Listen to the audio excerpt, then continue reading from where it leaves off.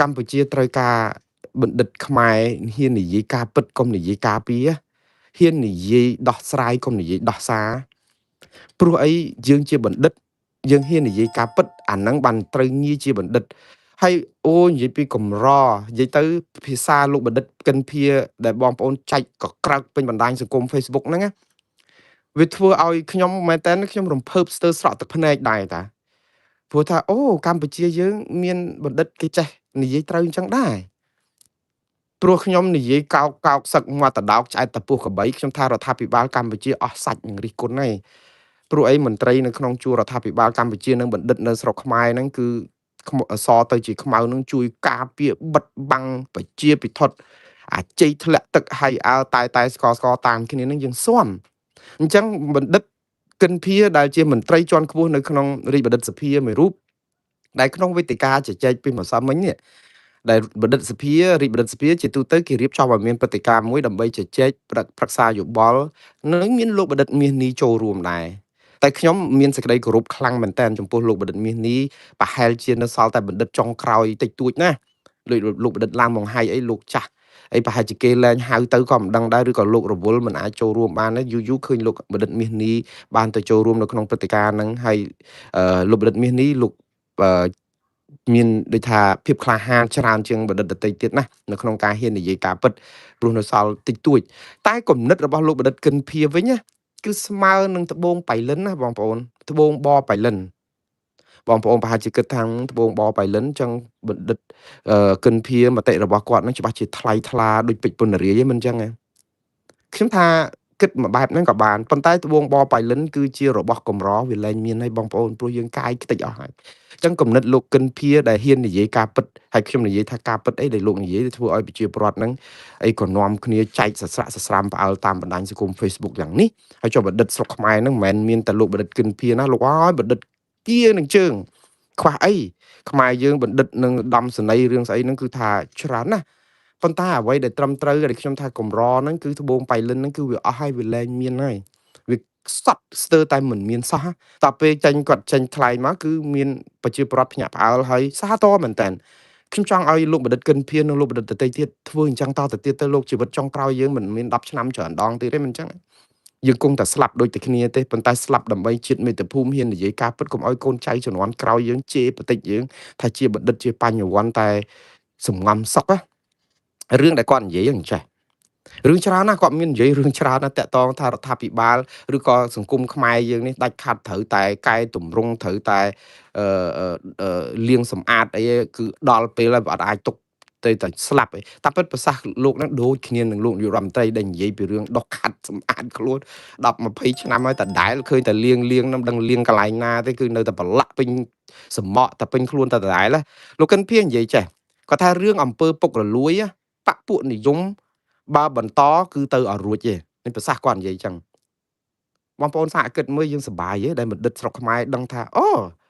លោកដឹងដែរតាពុករលួយបពុនិយម30-40ឆ្នាំហើយមិនមែនទៅមកលើទេគាត់ថាបើនៅតែបន្តទៀតចឹងបានន័យថាលោកក៏ឃើញថាអត់បានផលដែរវានៅតែកក្រើកហើយមិនមែនតែលោកបណ្ឌិតកិនភៀងនិយាយទេយើងទៅមើលទៅក្រសួងមន្ទីរបងប្អូនបពុនិយមអស់មិនត្រឹមក្រសួងប្រយុទ្ធប្រឆាំងអំពើពុករលួយមកសបុកលោកអោបយន្តទៀងនៅនឹងទាំងអស់ទាំងអូនទាំងកូនប្រុស2នាក់កូនស្រីអីនៅនឹងតកូលអោមនៅនឹងទាំងអស់ហើយទៅគាត់និយាយទៀតថាពង្រឹងព័ត៌មាននៅក្នុងស្រុកខ្ញុំពេញចិត្តឡើយនេះមែនតើពួកអីខ្ញុំជាអ្នកព័ត៌មានដែរគាត់ថាពង្រឹងព័ត៌មានក្នុងស្រុកឈប់ធ្វើតែព័ត៌មានពធីការព័ត៌មានលើកជើងច្រើនពេកឈប់ទៅត្រូវធ្វើព័ត៌មានជាចំណេះដឹងជាប្រយោជន៍ប្រជាពលរដ្ឋពេញចិត្តមែនតើលោកកិនភាខ្ញុំសូមសរសើរលោកដោយស្មោះរឿងនេះកម្រមានអ្នកណាហ៊ាននិយាយមិនមែនគេមើលមិនឃើញទេអាព័ត៌មានរបៀបយកទៅពិធីសារតបុណ្យកឋិននិងសរសើរមេនឹងនិយាយពីផោមក៏អូបស្អីក៏ល្អដែរអាគេទៅដល់ណានោះនឹងឯងនឹងនៅតែអញ្ចឹងឯងតែដល់ពេលប្រហែលជាច្រើនពេកទៅប្រហែលជាលោករកម្មចិត្តក៏មិនដឹងបណ្ឌិតយើងគាត់និយាយថាឈប់ទៅអានឹងបានហើយលោកបន្តទៀតថាព័ត៌មានខាងក្រៅនឹងកុំងាកបិទពេករកតំណែងតំណងល្អនឹងគេផងព្រោះអីដល់ពេលត្រូវការរកព័ត៌មានបរទេសឲ្យគេជឿអត់បានព័ត៌មានបរទេសគេជឿអត់ខ្ញុំសូមសរសើរលោកកិនភាកន្លែងហ្នឹងទៀតអ្នកណាគេជឿយើងត្រូវឲ្យលោកកិនភា ព្រោះយើងបំផ្លាញគេខ្ទេចខ្ទីអស់មានតែព័ត៌មានដូច fresh news ហ្នឹងឯង10មួយយួរបើខ្ញុំជាអ្នកសារព័ត៌មានហើយខ្ញុំមិនគួរណាទៅរិះគន់ស្ថាប័នព័ត៌មានដូចគ្នាអញ្ចឹងទេប៉ុន្តែ fresh news នេះគឺថានិយាយគឺស្រស់ហ្មងគឺថា fresh បានន័យថាស្រស់ fresh news គឺព័ត៌មានស្រស់គឺបោកស្រស់ចឹងហ្មងគឺថាប្រជាពិធគឺថាអូអាចជ័យធ្លាក់ទឹកហើយប៉ាកែណារឿងក្នុងមុងក្នុងអីហ្នឹងណាស្អីហ្នឹងខ្សែអាត់សម្លេងបែកធ្លាយអីហ្នឹងទៅរមើលទៅនៅ fresh news ទាំងអស់អារឿងដឹងវិជាជីវៈសារព័ត៌មានគាត់កម្រិតខ្ពស់ដល់កម្រិតណាទេដែលអាចយករឿងឯកជនរឿងអីគេយកមកផ្សាយធ្វើដូចអារឿងក្នុងបន្ទប់ទឹកក្នុងបន្ទប់សម្ងាត់អីគេហ្នឹងគឺយើងយកមកធ្វើដូចរឿងព័ត៌មានសាធារណៈអីចឹងគាត់ធ្វើកើតហើយគាត់និយាយទៅគាត់អត់ខ្ពើមនឹងអំពើលាមក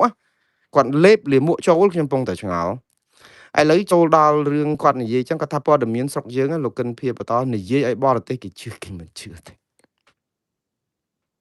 យើងកំពុងតែខ្សត់ព័ត៌មានហ្នឹងយើងទៅបានលោក Michael Alfaro ឯណាហ្នឹងមកនិយាយបំពុលព័ត៌មានឥឡូវស្ងាត់បាត់ឈឹងខ្ញុំបានប្រាប់ឲ្យថាយើងខ្សត់ព័ត៌មានអន្តរជាតិដល់ពេលបានលោក Michael Alfaro មកហ្នឹងសតថាអូអ្នកឆ្លើយឆ្លងព័ត៌មានសេតវិមានកុហកយកមកនឹងបំផ្លាញអាព័ត៌មានខ្លួនឯងនឹងគ្នាកំពុងតែមានតិចហើយយកមកធ្វើជ្រួងលោក Michael Alfaro ឡើងកប់ពពកចុងក្រោយជ្រកក្រោមអាចលេនលោក Alfaro ជួយអីគេខ្លះបងប្អូនឲ្យសហគមន៍អន្តរជាតិកោតទោសថៃតាំងពីគាត់មកផ្សាយមកអាកាលគាត់ផ្សាយដំបូងគេទៅយកបាន10កន្លែងដល់ពេលគាត់ផ្សាយតែគាត់ស្និទ្ធស្នាលអីស្គាល់លោកត្រាំស្គាល់អីតាមដែលបងប្អូនចិត្តតែនាំគ្នាអកជ្រាវមកឥឡូវគេយក40កន្លែងជាងឥឡូវបាត់បិទសាប៊ូឡើងឃើញឈ្មោះលោក Michael Alfaro Gary Franchi អីហ្នឹងទៅបាត់បានអា Facebook គាត់ like and share ហ្នឹងឡើងពីប្រមាណម៉ឺនឡើងដល់ជិត1លាន followers អីហ្នឹងឥឡូវស្ងាត់ឈឹងទៅខ្ញុំមិនចង់និយាយរិះគន់អីគាត់ទេគ្រាន់តែថាគាត់ក៏ប្រឹងជួយយើងដែរតែយើងសម្លាប់គាត់យើងគ្រប់គ្រងសម្លាប់គេហៅសរសើរស្លាប់បង្អាប់រស់បងប្អូនយើងសរសើរឲ្យគាត់ស្លាប់ឥឡូវគាត់ស្លាប់ហើយស្លាប់គេឈ្មោះកិត្តិយសនឹងការខំប្រឹងរបស់គាត់ហ្នឹងគាត់រស់តែជីវិតទេដោយសារបងប្អូនទាំងអស់គ្នានឹងជាអ្នកសម្លាប់គាត់ខ្ញុំបានប្រាប់អីតាថាកុំសម្លាប់គាត់ឥឡូវយើងសម្លាប់គាត់ទៅហើយតែគាត់បានប្រឹងគាត់ខំប្រឹងដែរប៉ុន្តែតែយើងធ្វើឲ្យគាត់ស្លាប់ហើយឥឡូវធ្វើម៉េចឥឡូវព័ត៌មានអន្តរជាតិហ្នឹងដល់លោកកិនភៀនិយាយចេះខ្ញុំនឹកឃើញដល់រឿងហ្នឹងចេះលើកយកមកនិយាយទៅហើយមួយទៀតលោកថាកុំរើសអើងនយោបាយមកពីបកនេះបកនោះអីកុំស្អប់គាត់ថាស្អប់បំផុតអាការរើសអើងគណៈបកនយោបាយអូលោកកិនភៀលោកអត់ដែរសរសេរសារមួយថ្កោលទោសរដ្ឋាភិបាលតែម្ដងពីរឿងគេធ្វើទុកបុកម្នេញអ្នកមាននិន្នាការនយោបាយសកម្មជនចាប់ដាក់គុកដាក់ពន្ធនាគារកន្លងមកឮតែការបកស្រាយថារដ្ឋាភិបាលធ្វើតាមច្បាប់នេះត្រឹមត្រូវអីអញ្ចឹងទៅពេលនេះអញ្ចឹងបងប្អូនយើងភ្ញាក់ផ្អើលមែនតើអ្វីដែលភ្ញាក់ផ្អើលជាងគេដែលមានការចាប់អារម្មណ៍ហ្នឹងគឺផ្អើលមិនដល់ត្រឹមស្រុកខ្មែរទេណាបងប្អូនដល់អូស្ត្រាលីលោកហុងលឹមដែលជាអតីតតំណាងរាស្ត្រខ្មែរអូស្ត្រាលីហើយជាអ្នកដែលរដ្ឋាភិបាលកម្ពុជាដាក់ក្នុងបញ្ជីខ្មៅហើយលោកហុងលឹមនេះជន់ដីខ្មែរអត់បានទេព្រោះលោកធ្លាប់ហៅរដ្ឋាភិបាលលោកហ៊ុនសែនថាជារបបដេរឆានចាំទេលោកហុងលឹមបាទដូចថាប៉ុន្តែគាត់នៅតែតាមដានស្រុកខ្មែរគាត់មិនដែលចោលទេគឺនៅយកចិត្តទុកដាក់ឈឺឆ្អាលស្រុកខ្មែរក្រមគាត់នៅចូលរួមនឹងក្រមតស៊ូមតិខ្មែរក្រៅប្រទេសមួយដែលជាប្រចាំលោកហុងលឹមទៅសេសារចេះឬសូប្រសាសន៍របស់លោកកិនភៀតាមពិតលោកសាតលោកភ្ញាក់ផ្អើលដែរលោកថាចំមិនគាត់នេះហ៊ាននិយាយចំម្លេះមិនដែលឮអ្នកនៅក្នុងស្រុកណាហ៊ាននិយាយខ្លាំងដល់ម្លឹងទេប្លែកមែនចាំមើលតើគាត់រួចខ្លួនឬទេលោកពូហុងលឹមទៅជាថែមពាក្យថាចាំមើលរួចខ្លួនឬទេទៅវិញចាំបើនិយាយការពិតហេតុអីបានជាមិនរួចខ្លួនខ្ញុំពងតែឆ្ងល់តើតែនិយាយកុហកណាលោកពូហុងលឹមហាក់បីដូចជាចាក់ដោតអារម្មណ៍របស់លោកបណ្ឌិតកិនភៀពេកទៅដឹងឬក៏រដ្ឋាភិបាលខ្មែរពេកដឹងតែយ៉ាងណារឿងរួចខ្លួនមិនរួចខ្លួននេះត្រូវបានលោកផែងហេងលោកមេធាវីផែងហេងដែលជាមេធាវីការពារក្តីឲ្យលោកកឹមសុខាឯណោះក៏បានបង្ហើរសារមួយដែលគួរឲ្យចាប់អារម្មណ៍រឿងនឹងដែរលោកថាឃើញនៅក្នុងបណ្ដាញសង្គម Facebook share ផង like ផងច្រើនគ្នាហាក់បង្ហាញពីការគាំទ្រគំនិតបណ្ឌិតដែលលើកឡើងរិះគន់អំពីអំពើពុករលួយបកពួកតំណែងតវងតកូលឬអើងនយោបាយនិងសារព័ត៌មានលើកជើងតែគ្នាក្នុងស្រុកមិនឲ្យមានសារព័ត៌មានបរទេសអីអញ្ចឹងឡា លោកថាសំណួរនិងចម្លើយទៅចេះវិញតើហេតុអ្វីបានជាការលើកឡើងរបស់លោកបណ្ឌិតមិនត្រូវបានរងការចោទប្រកាន់ដោយប្រជាពលរដ្ឋដទៃកន្លងមកដែលនិយាយការពិតក្នុងសង្គមដូចគ្នាដូចជាកសិផលចុះថោកអាជ្ញាធរមិនដោះស្រាយនេះនោះអីឡាក់នឹងឡាក់អីអញ្ចឹងហេតុអីបានគេនិយាយជាប់គុកជាប់ច្បាប់ធ្វើទុកបុកម្នេញឥឡូវបណ្ឌិតកិនភៀនិយាយបានហើយចំពោះលោកថានេះជាវិញ្ញាសាស្ទង់មតិទេតើយល់អញ្ចឹងដែរឬទេលោកថាគាត់សន្និដ្ឋានអញ្ចឹងឃើញឲ្យប្រជាពលរដ្ឋនិយាយទៅយើងវាក្រពេកអាគំនិតបណ្ឌិតដែលនិយាយមកត្រូវហ្នឹងវាក្រដូចស្បូងនៅបបៃលិនដែលថាគ្មានសោះតែម្ដងវាអស់ហើយវាកាយខ្ទេចខ្ទីអស់ហើយដល់អញ្ចឹងទៅភ្ញាក់ផ្អើលគ្រប់គ្នាតាមពិតវាជាមង្គលភ្ញាក់ផ្អើលដូចថាសបាយរីករាយទាំងភ្ញាក់ផ្អើលហ្នឹងគឺវាដូចថាកម្រហើយចុះហេតុអីបានជាយើងនាំគ្នាទៅអញ្ចឹងទៅវិញណាខ្មែរយើងអារបស់ល្អមកប្រើស្រាប់តែពេលគេបញ្ចេញមកបន្តិចហ្នឹងបញ្ញាយគ្នាប្រើងាប់ហើយស្លាប់លោកគិនភីហើយតែលើកទឹកចិត្តឲ្យបងប្អូនដទៃទៀតជួយនិយាយឲ្យចំពោះលោកកិនភៀនិយាយការពិតបែបនេះគឺវាជាការល្អប៉ុន្តែសួរថាបានផលអីដែរទេយើងត្រូវការលោកបណ្ឌិតកិនភៀនេះ1លានដងទៀតដើម្បីឲ្យរដ្ឋាភិបាលជ្រាបវាជាអាចជាការដែលរដ្ឋាភិបាលចាប់ផ្ដើមស្ទង់មតិមើលថាបានប្រតិកម្មយ៉ាងណាពីប្រជាពលរដ្ឋនៅក្នុងរឿងនេះរដ្ឋាភិបាលអត់ចាំបាច់ទៅស្ដាប់លោកកិនភៀក៏បានដែរ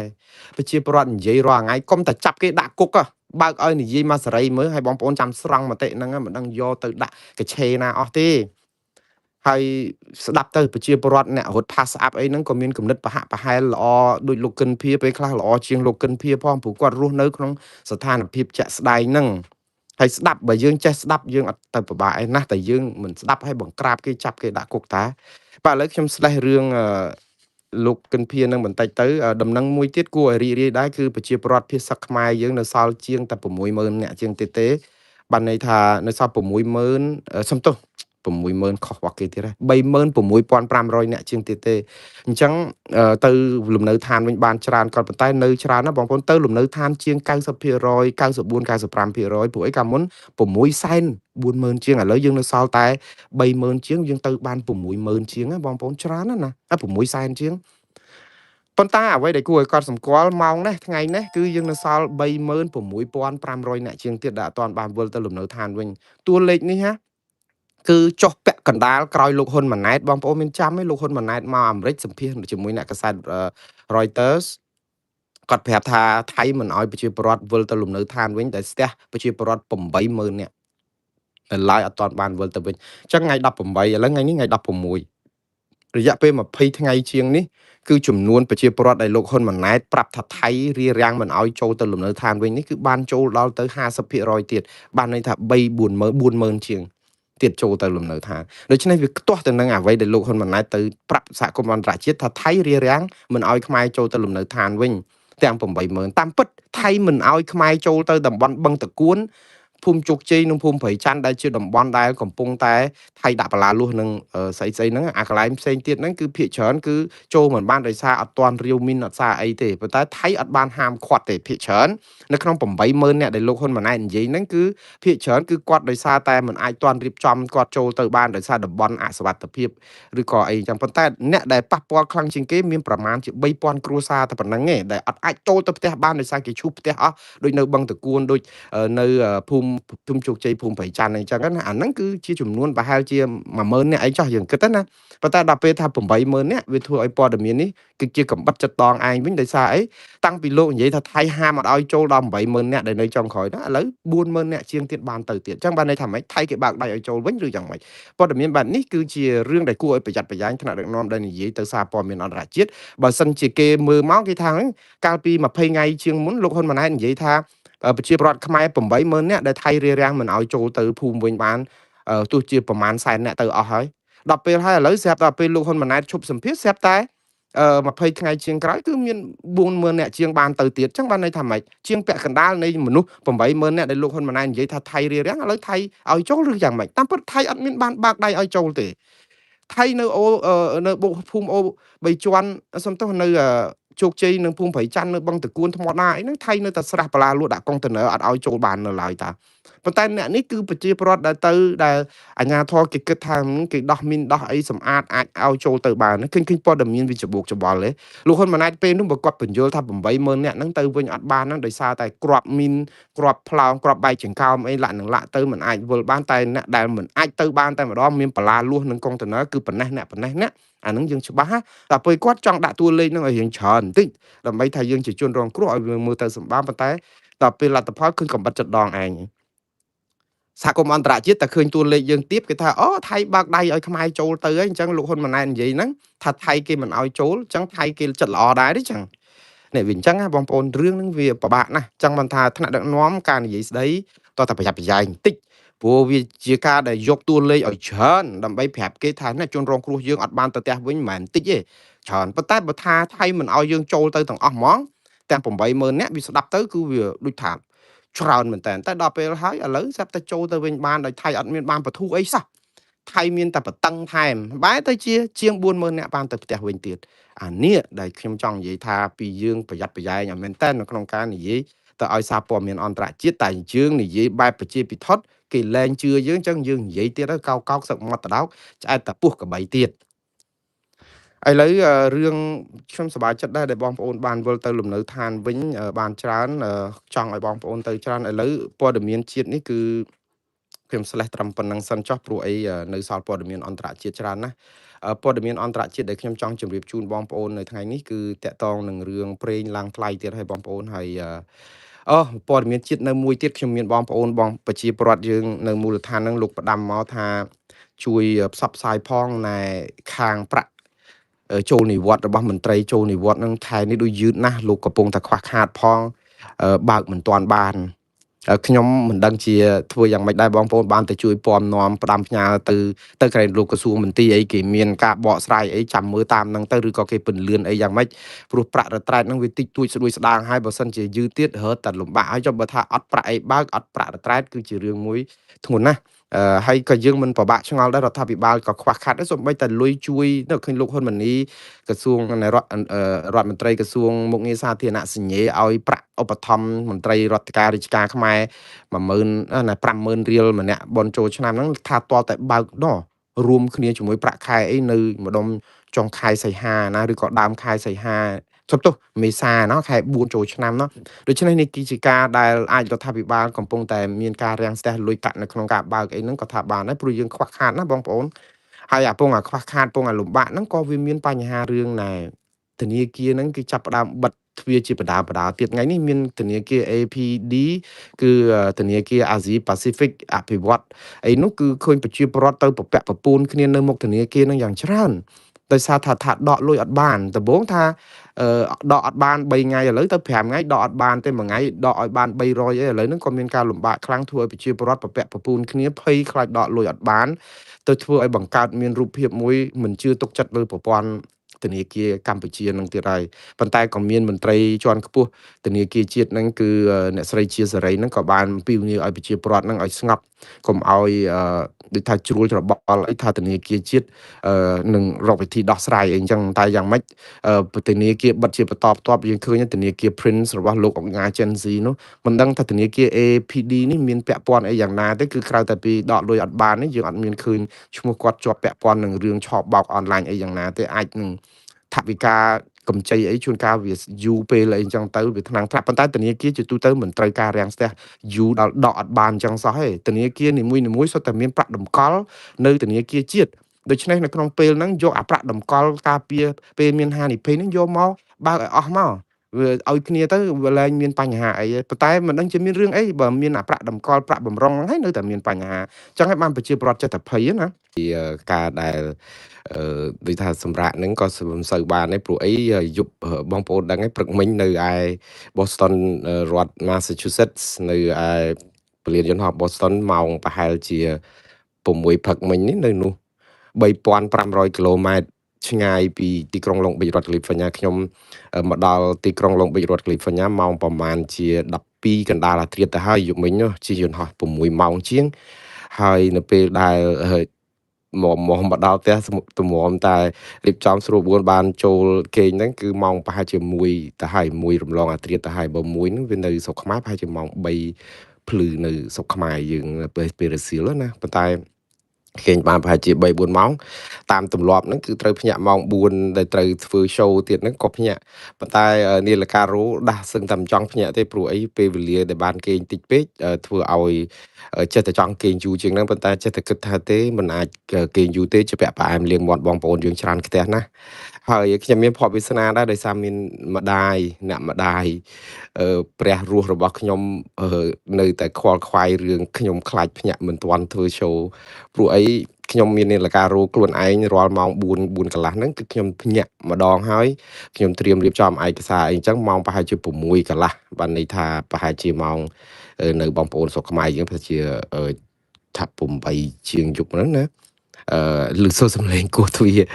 ព្រោះម្ដាយខ្ញុំតែងតែមកគោះទ្វារខ្លាចខ្ញុំខកម៉ោងធ្វើ show រាល់ព្រឹកនេះគឺជាភ័ព្វវាសនាដែលបានអ្នកមានគុណជាលេខាផ្ទាល់ហើយនេះខ្វល់ខ្វាយខ្លាចធ្វើ show មិនទាន់បងប្អូនសាកគិតទៅមើលថាតើគាត់ពេញចិត្តឲ្យខ្ញុំជួយផ្សព្វផ្សាយព័ត៌មានដល់ពិភពលោកយើងប៉ុណ្ណានៅពេលដែលមានមនុស្សចិត្តអប្រិយទុរយសបាទផ្សាជេរបតិចគាត់រាល់ពេលឲ្យគាត់បានស្ដាប់ឮសំឡេងជេរបតិចគាត់ពេលខ្លះក៏ខកចិត្តពេលខ្លះក៏គាត់ធម្មតាជាម្ដាយឃើញគេជេរម្ដាយកូនកាយម្ដាយក្រុមគ្រួសារអីចឹងគាត់ក៏មានការរង្គៀសចិត្តដែរប៉ុន្តែខ្ញុំតែងតែជម្រាបគាត់ថាបេសកកម្មជួយប្រទេសកម្ពុជានេះគ្មានអ្វីមួយដែលមកអាចខាត់រូបខ្ញុំបានទេហើយជាការសោកស្ដាយខ្ញុំតែងតែសុំទោសក្រុមគ្រួសារខ្ញុំរាល់ពេលក្រុមគ្រួសារដែលរងការជេរប្រមាថបន្តិចប្រសាពីជនអន្តពាលឬក៏ជនបាត់ផ្សារដែលខ្វះសិលធម៌ខ្វះជីវធម៌អីសពបែបយ៉ាងហ្នឹងខ្ញុំបានប្រាប់គ្រួសារទីមួយខ្ញុំសូមខន្តីអភ័យទោសពីគាត់ដែលថាអ្វីដែលជាការប្រឹងប្រែងរបស់ខ្ញុំវាប៉ះពាល់ដល់អារម្មណ៍ផ្លូវចិត្តរបស់គាត់មិនលែងទេក៏ប៉ុន្តែក៏ខ្ញុំបានប្រាប់ជំរាបពួកគាត់ដែរថាគ្មានអីដែលអាចខាត់ខាំងខ្ញុំបាននៅពេលដែលខ្ញុំធ្វើអំពើត្រឹមត្រូវទេដូច្នេះគាត់អាចនឹងមិនពេញចិត្តនៅពេលដែលឮសូរមានគេជេរម្ដាយកាយឪពុកក្រុមគ្រួសារអីចឹងជាការដែលខកចិត្តដែរប៉ុន្តែខ្ញុំក៏បានជម្រាបគាត់ដែរថាមៀ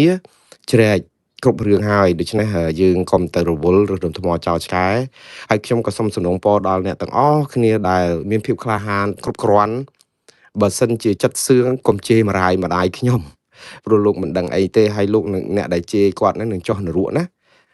ជេរតែមួងណារ៉េតមកបានហើយសាកមើលរកពាក្យអីជេរចោះហើយចាំខ្ញុំគិតថាយើងវាដូចថាវាអត់មានតាក់ទងអីជាមួយម្ដាយខ្ញុំទេមែនទេបើសិនជាព្រោះរឿងគាត់ជារឿងដែលដាច់ដោយឡែកហើយរឿងខ្ញុំគឺរឿងខ្ញុំធ្វើការងាររបស់ខ្ញុំសម្រាប់ប្រទេសជាតិខ្ញុំនេះគឺមិនអាចរាថយបានទេហើយខ្ញុំសប្បាយចិត្តគ្រប់ពេលដែលខ្ញុំចុះទៅជួបបងប្អូនដូចនៅវត្តភ្នំសារីអីចឹងគឺការលើកទឹកចិត្តរបស់បងប្អូនហ្នឹងគឺវាធ្វើឲ្យបេះដូងខ្ញុំនឹងរំភើបកក់ក្ដៅខ្លាំងដែលថាបងប្អូនពេញចិត្តបានទទួលព័ត៌មានសប្បាយចិត្តនៅក្នុងការទទួលព័ត៌មានបែបនេះវាធ្វើឲ្យចិត្តរបស់ខ្ញុំនឹងកាន់តែសស្រាក់សស្រាំទោះជាមិនបានប្រាក់កម្រៃអីបងប្អូនគិតថាអាកម្រៃដែលបានពីការលើកទឹកចិត្តពីការពេញចិត្តដែលដឹងថាបងប្អូនបានប្រយោជន៍អានឹងគឺជាធម្មទានហើយព្រោះធម្មតាដូចលោកដែលទេសនាអញ្ចឹងថាពេលដែលឮសូរប្រជាពលរដ្ឋបានផលពីការទេសនាស្ងប់ផ្លូវចិត្តអីហ្នឹងអានឹងគឺជាអំពើបុណ្យនៃអ្នកដែលទេសនាដែលចង់ប្រាប់អំពីព័ត៌មានទៅដល់បងប្អូនហ្នឹងហើយដូច្នេះម្ដងទៀតបានម្ដាយជួយដាស់នាឡិការោមាន2ទី1គឺនាឡិការោខ្លួនឯងទី2មានម្ដាយអញ្ចឹងទៅមិនសូវជាខកម៉ោងដែរទេឥឡូវនេះដើម្បីកុំឲ្យខាតពេលខ្ញុំនឹងចូលដល់ព័ត៌មានតែម្ដងហើយមុននឹងចូលដល់ព័ត៌មាននេះក៏សូមកែតម្រូវអត្ថបទដែលខ្ញុំផ្សាយម្សិលមិញបន្តិចដែរហើយមានការឆក់ល្វែងដោយអចេតនាគឺតកតងនឹងការផ្សព្វផ្សាយមន្ត្រីរបស់រដ្ឋាភិបាលក្រៅប្រទេស23ដុល្លារនោះគឺដោយឈ្មោះលោក Real Cameron ដោយអចេតនាខ្ញុំជឿថាពេលផ្សាយផ្ទាល់នេះហើយខ្ញុំក៏សំខាន់តែអភ័យទោសដល់លោក Real Cameron ផងដែលខ្ញុំបានហៅឈ្មោះលោកចូលនៅក្នុងក្រុមរបស់រដ្ឋាភិបាលក្រៅប្រទេសអាចនឹងប៉ះពាល់ដល់កិត្តិយសនិងសេចក្តីថ្លៃថ្នូររបស់លោក Real Cameron ឬក៏យ៉ាងម៉េចដែរព្រោះអីខ្ញុំចង់សម្ដៅទៅលើលោកម៉ែនសុថាវរិនបាទព្រោះលោកម៉ែនសុថាវរិនគឺជាតំណាងរាស្ត្ររបស់គណៈបក្សសង្គ្រោះជាតិពីមុនមកហ្នឹងហើយគាត់ជាអ្នកខ្មែរនៅស្រុកបារាំងហើយលោកម៉ែនសុថាវរិនគឺជាអ្នកស្នេហាជាតិមួយដ៏ប្រូផ្ដាច់ហើយ ដោយថានៅជិតស្និទ្ធគ្នាជាមួយលោកសំរងស៊ីផ្ទុយទៅវិញលោករៀលខេមរិនធ្លាប់ជាអ្នកសកម្មនៅក្នុងកិច្ចការងារដែលជាតំណាងរាស្ត្ររបស់គណៈបកសង្គ្រោះជាតិដែលធ្លាប់ទៅព្រំដែនទៅអីជួយទៅតតាំងវៀតណាមរឿងរំលោភព្រំដែនអីហ្នឹងក៏ប៉ុន្តែក្រោយមកមិនដឹងជាមានហេតុភេទអីលោកក៏ចាប់ផ្ដើមងាកមកវាយប្រហារក្រុមលោកសំរងស៊ីនិងអ្នកដែលធ្លាប់តែចុះទៅព្រំដែននិយាយពីរឿងឈ្លានពានដែនអធិបតេយ្យរបស់ខ្មែរពីសំណាក់ប្រទេសខាងកើតអីហ្នឹងដែរតែពេលមិនដឹងជាហេតុអីស្រាប់តែការតស៊ូរបស់លោករាប់សិបឆ្នាំមកនៅក្នុងឆាកនយោបាយស្រាប់តែគាត់ទៅមើលឃើញថាវៀតណាមអត់មានរំលោភឈ្លានពានអីទេចាញ់បោកឃោសនារបស់លោកសំរងស៊ីអីណាទៅវិញទៅហើយក៏ចាប់ផ្ដើមគាត់បង្កើតគណៈបកថ្មីឈ្មោះថាគណៈបកអភិរក្សនិយមហើយគឺជាជាងការដែលរៀបចំដើម្បីរៀបចំគោលនយោបាយគណៈបកនេះដើម្បីដោះស្រាយបញ្ហាជាតិគឺយកឱកាសច្រើននៅក្នុងការវាយប្រហារគណៈបកប្រឆាំងដែលធ្វើឲ្យប្រជាពលរដ្ឋចេះតែខកចិត្តដែរសោកស្ដាយដែរអញ្ចឹងហើយបានជាខ្ញុំដាក់ឈ្មោះលោករៀលខេមរិនចូលទៅក្នុងក្រុមគណៈបកឬក៏ខាងសង្គ្រោះជាតិឬក៏ខាងរដ្ឋាភិបាលក្រៅប្រទេសនេះខ្ញុំសូមអធិស្ឋានលោករៀលខេមរិនផងប្រហែលជាថ្នាក់ចិត្តរបស់លោកច្រើនហើយព្រោះអីលោកបានបដូរចិត្តទៅរួមរស់ឬក៏គ្រប់គ្រងរដ្ឋាភិបាលមួយដែលលោកធ្លាប់តែរិះគន់រាប់សិបឆ្នាំមកទៅហើយនោះហើយឥឡូវនេះទៅយកលោកមកចូលក្នុងក្រុមរដ្ឋាភិបាល$23ប្រហែលជាអាចល្អកដល់ភាពมองសៅនៅក្នុងដំណើរដែលលោកថាអះអាងជួយជាតិកម្ពុជាតាមមធ្យោបាយរបស់លោកនោះអញ្ចឹងនេះគឺជាព័ត៌មានដែលខ្ញុំសូមកែតម្រូវហើយអរគុណមិត្តភ័ក្តិខ្ញុំដែលបានជួយប្រាប់មកថាប្រហែលជាអាចច្រឡំហើយខ្ញុំពិតជាច្រឡំហើយខ្ញុំចង់មានន័យថាមន្ត្រីជាន់ខ្ពស់នៃរដ្ឋាភិបាលក្រៅប្រទេសឬតំណាងរាជគណៈបក្សសង្គ្រោះជាតិនៅក្រៅប្រទេសនេះគឺមានលោកម៉ែនសុថៅវរិនដែលចូលរួមនៅឯវត្តភ្នំសេរីមិនមែនលោករៀលខេមរិនទេបាទសូមអរគុណបងប្អូនឥឡូវនេះមេតិការព័ត៌មាននៅរាត្រីនេះបង្អែមលៀងមាត់ដែលសងផងអីផងសងមិនអស់ទេបងប្អូនឯងមកទៅស្លឹកចេកស្លឹកស្អីនៅសកេតសកាជួងអស់អីហ្នឹងនៅអារដ្ឋអារាយដោយសារតែខ្ញុំឡាយតែរវល់ទៅវត្តភ្នំសេរី2ថ្ងៃ3ថ្ងៃហើយជាប់គ្នាហើយដូច្នេះមកនឹងចាប់ផ្ដើមប្រវេប្រវាមកបានខ្លះអីខ្លះនៅជាពាក់ប្រមាណសំសងគ្នាទៀតបងប្អូនទីមួយគឺឱកាសថ្មីបើកដៃឲ្យកម្ពុជាប្តឹងថៃរឿងបំពានអធិបតេយ្យតែកម្ពុជាបានត្រឹមតែចេញសារតវ៉ារដ្ឋមន្ត្រីប្រតិភូអមនាយករដ្ឋមន្ត្រីខ្មែរថាថៃជាប្រទេសអាណានិគមថ្មីយកច្បាប់អន្តរជាតិមកទ្រាប់អង្គុយក៏ប៉ុន្តែមិនដាក់ប្តឹងថៃទៅតុលាការអន្តរជាតិផ្ទុះការភ្ញាក់ផ្អើលពេញបណ្ដាញសង្គមរឿងបណ្ឌិតស្រុកខ្មែរហ៊ាននិយាយត្រូវលោកត្រាំថាមិនទាន់ត្រៀមខ្លួនរួចរាល់ដើម្បីចរចាជាមួយអ៊ីរ៉ង់នៅឡើយទេតម្លៃប្រេងឆៅនៅលើពិភពលោកឡើងដល់$105នៅក្នុងមួយធុងពលរដ្ឋភាគសឹកខ្មែរនៅសល់ជាង36,000នាក់ទៀតមិនទាន់បានវិលទៅលំនៅឋានវិញពលរដ្ឋត្អូញត្អែថាប្រាក់ខែមន្ត្រីចូលនិវត្តន៍ខែនេះយឺតណាស់មិនទាន់បើកនៅឡើយទេលោកត្រាំស្នើឲ្យ7ប្រទេសជួយបញ្ជូននាវាចម្បាំងទៅការពារច្រកហ័រមូសដើម្បីបើកផ្លូវកប៉ាល់ប្រេងនិងសរុបព្រឹត្តិការណ៍ប្រចាំថ្ងៃបាទបងប្អូនរឿងដែលសំខាន់ដែលខ្ញុំចាប់ផ្ដើមដាក់ជាចំណងជើងនៅលើគេនេះគឺដោយសារចង់ទាញការចាប់អារម្មណ៍បងប្អូនបន្តិចដោយសារតែមកដល់ពេលនេះគឺយើងដឹងថារាប់ខែហើយតាំងពីមានចំនួនព្រំដែនកម្ពុជាថៃតាំងពីខែកក្កដាមកមានបាញ់គ្នាម្ដងបងប្អូនណាខែធ្នូយើងមានបាញ់គ្នាមួយលើកទៀតដូច្នេះបាត់ជប់បាញ់ក៏មាន2លើកនឹងដែរហើយថៃឈ្លានពានដែនអធិបតេយ្យ2លើកនេះគឺធ្ងន់តម្រង់លើកទី1បានប្រហែលជា10កន្លែងទេដល់លើកទី2នេះសរុបចុះឡើងគឺជាង40កន្លែងប៉ុន្តែរដ្ឋាភិបាលទទួលស្គាល់ថាថៃឈ្លានពានឬក៏អាចថាគ្រប់គ្រងដែនអធិបតេយ្យកម្ពុជាតែ14កន្លែងនៅទីតាំង4ខេត្តតាមអ្វីដែលខាងក្រសួងការបរទេសកម្ពុជាថ្លែងតាំងពីដើមខែមករាមកណាក៏ប៉ុន្តែឥឡូវនេះមកដល់នេះគឺតាមលោកអ៊ុំសំអានដែលជាមន្ត្រីព្រំដែន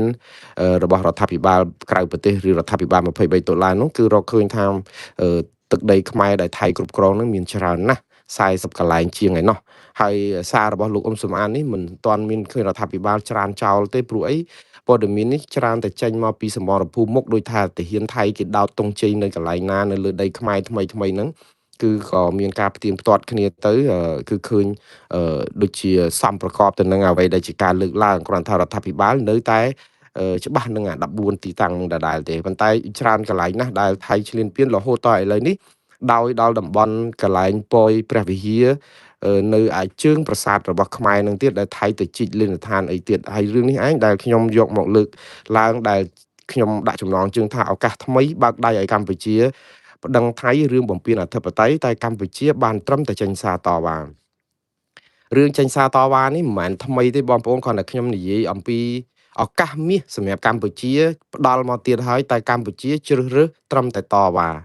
ហេតុអីមិនប្តឹងថៃបងប្អូនប្រហែលជានៅចាំហើយកាលពី3ថ្ងៃមុន4ថ្ងៃមុនគឺថ្ងៃទី12ខែមីនាឆ្នាំ2006 2026គឺសុំទោសមិនមែនថ្ងៃ12ទេគឺថ្ងៃ13ទៅហើយមុននឹងខ្ញុំទៅណែវត្តភ្នំសេរីនេះគឺក្រសួងការបរទេសកម្ពុជាចេញសេចក្តីថ្លែងការណ៍មួយអឺជំទាស់តវ៉ាថៃយ៉ាងដាច់អហង្ការតាក់ទងនឹងថៃចាប់ផ្ដើមធ្វើកាយដីឬក៏ធ្វើលេនដ្ឋានរុះរើឬក៏ឈូសឆាយនៅក្នុងដែនអធិបតេយ្យរបស់កម្ពុជាហើយមិនមែនឆ្ងាយទេណាបងប្អូនគឺនៅក្នុងតំបន់បរិវេណនៅជាប់ប្រាសាទព្រះវិហារយើងតែម្ដងជាពិសេសនៅតំបន់វត្តកែវសិក្ខាគិរីស្វារៈអីនេះដែលមែនតើនៅក្នុងសាលដីការបស់តុលាការយុតិធធអន្តរជាតិពីឆ្នាំ1962គឺថ្ងៃ15ខែមិថុនាឆ្នាំ1962ហ្នឹងគឺសម្រាប់កាត់ក្តីឲ្យកម្ពុជាឈ្នះក្តីថាប្រាសាទព្រះវិហារជារបស់ខ្មែរហើយតំបន់ជុំវិញហ្នឹងក៏ជារបស់ខ្មែរដែរក៏ប៉ុន្តែថៃនៅតែមិនសុខចិត្តដកតទាហានដកទ័ពចេញពីប្រាសាទព្រះវិហារមែនកាលយូរហើយកាលឆ្នាំ1962ហ្នឹងប៉ុន្តែនៅតំបន់វត្តកែវសិក្ខាកែវសិក្ខាកែវគិរីសិក្ខាស្វារៈឬកែវខ្ញុំអានឡើងត្រូវហើយបាទកែវសិក្ខាគិរីស្វារៈបាទត្រឹមត្រូវហើយនៅវត្តហ្នឹងគឺថៃនៅតែគិតថាជាដីរបស់គេរហូតតតែផ្ទុះអាវុធនៅឆ្នាំ2008ម្ដងទៀតបងប្អូននៅចាំទៅណាស្លាប់ទាហានយើងស្លាប់ទាហានថៃអីអញ្ចឹងទៅរហូតតតែប្តឹងទៅតុលាការយុតិធធអន្តរជាតិនេះសុំឲ្យបកស្រាយឡើងវិញមួយសារទៀតគេក៏បកស្រាយមួយសារទៀតឆ្នាំ2013ចេញសាលដីកាមួយទៀតប្រាប់ថាអាកន្លែងហ្នឹងក៏របស់ខ្មែរ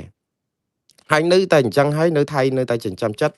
ដណ្ដើមយកទីតាំងហ្នឹងយកមកមិនថាដណ្ដើមទេឥឡូវនេះឃើញមានជីកមានអីរហូតតតែក្រសួងការបរទេសចេញសេចក្តីថ្លែងការណ៍កោលទោសហើយតវ៉ាថៃថារំលោភសាលដីការបស់តុលាការ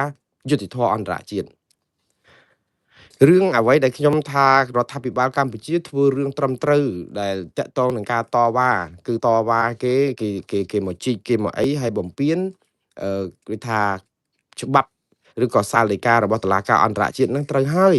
យើងតវ៉ាបែបនេះគឺជារឿងត្រឹមត្រូវមួយគឺឲ្យវាមានជាឯកសារគតិយុត្តផ្លូវច្បាប់ដើម្បីបើកផ្លូវឲ្យថ្ងៃក្រោយថាយើងប្តឹងថៃប្តឹងអីទៅតុលាការយុត្តិធម៌អន្តរជាតិនេះគឺយើងបានដាក់ពាក្យតវ៉ាតាំងពីថៃ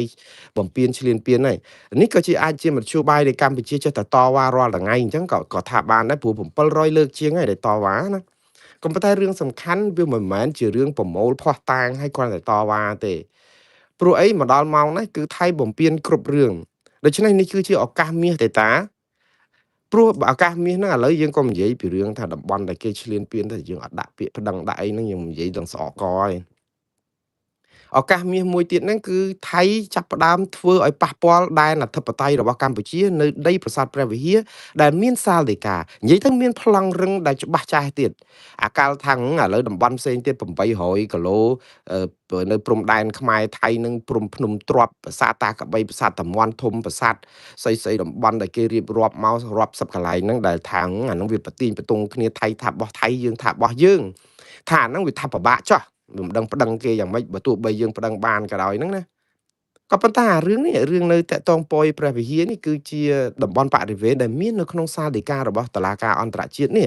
ព្រោះចុះហេតុអីបានជាយើងនៅបណ្ដោយឲ្យថៃអាចឈ្លានពានបានហើយត្រឹមតែការតវ៉ា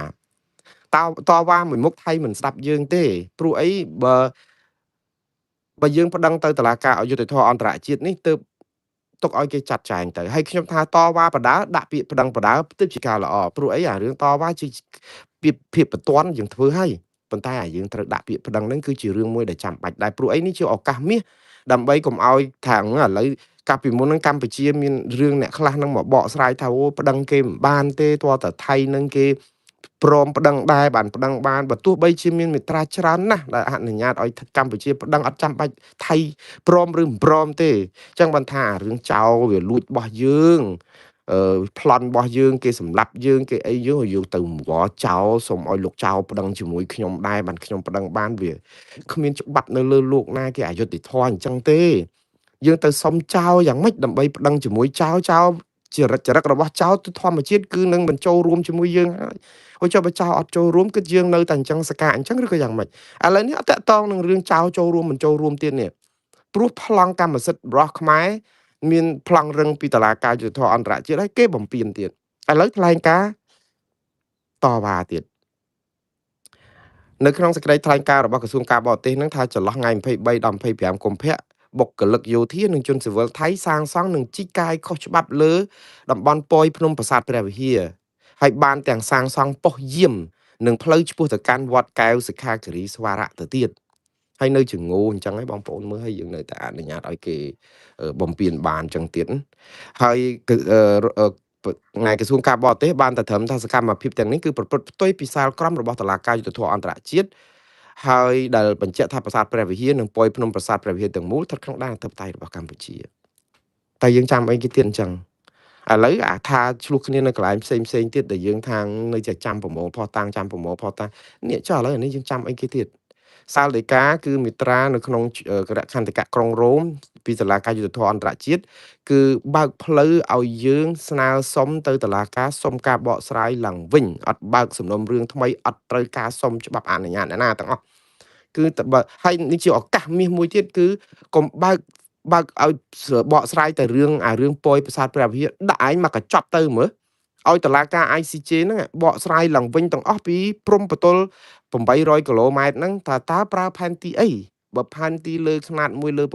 200,000បានន័យថាថៃប្រើ1លើ50,000តំបន់ដែលថៃយកពីកម្ពុជាទាំងអស់ត្រូវតែខ្ជាក់មកឲ្យខ្មែរវិញទាំងអស់អានេះគឺជាឱកាសមាសដាក់មកកញ្ចប់ទៅទៀតឥឡូវអត់ទៀតហើយមិនត្រឹមតែអត់ហ្នឹងទេគឺយើងគួរឲ្យសោកស្ដាយគឺមានមន្ត្រីរដ្ឋាភិបាលកម្ពុជាសុទ្ធតែជារដ្ឋមន្ត្រីប្រតិភូអមនាយករដ្ឋមន្ត្រីទទួលកិច្ចការក្រសួងការបរទេសបងប្អូនប្រហែលជាឃើញសាររបស់គាត់ហើយនៅថ្មីនេះម្សិលមិញនេះដែលខ្ញុំអានលើយន្តហោះនៅលើនៅពេលដែលយកព័ត៌មាននៅភ្នំសារីហ្នឹងក៏មានឱកាសបានកលេចឃើញ Facebook ដែលគេចែក share បន្តគ្នាហ្នឹងក៏ឃើញមាន Facebook មួយរបស់លោកតាន់ហ្សង់ហ្វ្រង់ស្វ័រដែលជារដ្ឋមន្ត្រីប្រតិភូអមរដ្ឋនាយករដ្ឋមន្ត្រីទទួលបន្ទុកកិច្ចការការបរទេសនិងសហប្រតិបត្តិការអន្តរជាតិហើយបងប្អូនស្គាល់លោកតាន់ហ្សង់ហ្វ្រង់ស្វ័រនេះយូរហើយមិនអញ្ចឹងណាលោកជាបញ្ញវន្តខ្មែរមួយរូបដែលមានការអប់រំខ្ពស់ណាស់រៀននៅស្រុកបារាំងផងហើយលោកជាអតីតប្រធានវិទ្យុបារាំងអន្តរជាតិ AFE ហើយក្រោយមកក៏បានចូលទៅធ្វើការជាមួយនឹងលោកហ៊ុនម៉ាណែតអីអញ្ចឹងទៅបានអមជាមួយនឹងគណៈប្រតិភូរបស់រដ្ឋាភិបាលប៉ុន្តែសាររបស់លោកដែលលើកឡើងនេះគឺលោកលើកឡើងអំពីថាកម្ពុជាថាថៃនេះគឺជាអាណានិគមនិយមថ្មីគឺឈ្លានពានដែនអធិបតេយ្យកម្ពុជាលោកបញ្យលពាក្យឈ្លានពានលោកបញ្យលពាក្យដណ្ដើមកាន់កាប់លោកបញ្យលពាក្យអីច្រើនតាក់ទងនឹងទង្វើបំពេញដែនអធិបតេយ្យរបស់កម្ពុជាពីថៃច្រើនករណីច្រើនយ៉ាងបំពេញច្បាប់ចុងក្រោយដណ្ដើមកាន់កាប់ចុងក្រោយដូចថាយកអារបស់នឹងធ្វើជាកម្មសិទ្ធិរបស់ខ្លួនគឺយកទ្រព្យយកច្បាប់អន្តរជាតិយកទៅទ្រព្យអង្គុយអីណាគាត់ប្រើពាក្យអញ្ចឹងហើយការដែលនិយាយរបស់លោកគឺវាមានន័យគ្រប់គ្រាន់ថាបញ្ញវន្តកម្ពុជាគឺដឹងច្បាស់ថាថៃឈ្លានពានដែនអធិបតេយ្យកម្ពុជាយើងមានបញ្ញវន្តយើងមានអីគ្រប់គ្នាដែលដឹងថាថៃឈ្លានពានដែនអធិបតេយ្យកម្ពុជាតែសំណួរយើងសួរទៅវិញថាតើពេលណាបានលោកដូចជាលោកហ្សង់ហ្វ្រង់ស្វ័រតាន់ឬក៏មន្ត្រីដទៃទៀតនោះប្រាប់ទៅរដ្ឋាភិបាលខ្លួនលោកនោះដែលលោកជាប្រតិភូរដ្ឋមន្ត្រីអមនាយករដ្ឋមន្ត្រីប្រតិភូអមនាយករដ្ឋមន្ត្រីមានដូចថាជាប់គៀកប្រកែកជាមួយនឹងលោកហ៊ុនម៉ាណែតដែលជានាយករដ្ឋមន្ត្រីកម្ពុជាហើយចុះហេតុអីបានជាលោកមិនប្រាប់ទៅលោកហ៊ុនម៉ាណែតផងថាយើងគេបំពេញយើងហើយហេតុអីមិនដាក់ពាក្យប្តឹងទៅតុលាការយុត្តិធម៌អន្តរជាតិហេតុអីបានជាលោកនៅត្អូញត្អែប្រាប់ប្រជាពលរដ្ឋរាល់ថ្ងៃថាហ្នឹងគេបំពេញយើងហើយគេឈ្លានពានយើងហើយយើងទៅប្រាប់សហគមន៍អន្តរជាតិទៅប្រាប់សារព័ត៌មានអន្តរជាតិទៅអីសពបែបយ៉ាងយើងធ្វើរាល់ថ្ងៃយើងថាគេឈ្លានពានយើងហើយគេបំផ្លាញគេលំលោភគេអីចឹងចាហេតុអីបានជាលោកមិនព្រមលើកទឹកចិត្តឲ្យរដ្ឋាភិបាលបើសិនជាខ្មែរមួយរូបដែរហេតុអីបានជាលោកត្អូញត្អែដូចខ្មែរ17លានអ្នកដែរដែលត្អូញត្អែរឿងថៃឈ្លានពានយើងហើយនៅពេលដែលលោកមានទួនាទីខ្ពស់ណាស់ប្រជាពលរដ្ឋអ្នកលក់លីហាលរត់ pass up ឬក៏គ្នាអ្នកស្រែចម្ការអីបានតែក្តុកក្តួលសំបីតែ share និង like ឬក៏និយាយឲ្យចេញពីបេះដូងហ្នឹងក៏មិនហ៊ានផងហើយលោក Jean François Tan ដែលជារដ្ឋមន្ត្រីប្រតិភូអមនាយករដ្ឋមន្ត្រីនៅជាមួយនឹងនាយករដ្ឋមន្ត្រីរាល់ថ្ងៃលោកមកថ្លែងសារជាជនរងគ្រោះដែរតើឲ្យប្រជាប្រដ្ឋសង្ឃឹមអីហេតុអីក៏មិនប្រាប់ទៅលោកហ៊ុនម៉ាណែតហ្នឹងថាដាក់ទៅលោកសេនាបតីសេនាធិបតីអីនោះដាក់ទៅប្តឹងគេទៅព្រោះយើងមានភ័ស្តុតាងគ្រប់គ្រាន់ហើយតាមការបកស្រាយរបស់លោកជាអាណានិគមថ្មីជា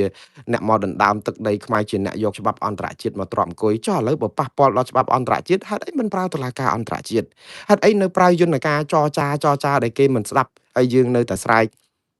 អានេះហើយដែលធ្វើឲ្យប្រជាពលរដ្ឋរកម្មចិត្តដែលខ្ញុំនៅតែលើកទឹកចិត្តឲ្យមន្ត្រីខ្មែរឲ្យលើសពីការដែលត្អូញត្អែក្នុងនាមជាអ្នករងគ្រោះបានហើយអ្នកណាក៏ដឹងថាយើងរងគ្រោះដែរអ្នកណាក៏ដឹងដែរប្រជាពលរដ្ឋខ្មែរ17លានអ្នកដឹងថាយើងជារដ្ឋជនរងគ្រោះ